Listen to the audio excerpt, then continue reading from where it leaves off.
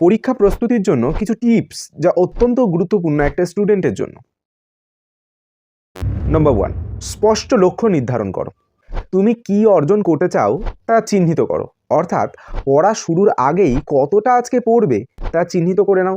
এবং বেশি বড় টার্গেট নেওয়ার দরকার নেই, তুমি যতটা পারবে ততটাই দাগাও। অর্থাৎ তুমি যদি 5 পাতা পড়তে পারো তাহলে 5 পাতা দাগাও, যদি 2 পাতা পড়তে পারো তাহলে 2 পাতা দাগাও। নিজের ইচ্ছা মতন এখানে প্রয়োগ করতে পারো। অবশ্যই যতটা পড়ার লক্ষ্য স্থির করবে সেটা সম্পূর্ণ করতেই হবে। নাম্বার 2, একটি অধ্যায়ের সময়সূচি তৈরি করো। কোনো একটা বিষয় সারাদিনে কত সময় ধরে পড়বে তা প্রথমেই ঠিক করে নেবে, কারণ নির্দিষ্ট সময় বেঁধে নিলে আমাদের একটা লক্ষ্য থাকবে, নয়তো সারাদিনেও একটা সাবজেক্ট পড়া হবে না। তবে প্রত্যেকটা সাবজেক্ট 1 থেকে 2 ঘন্টার মধ্যে পড়ার চেষ্টা করবে।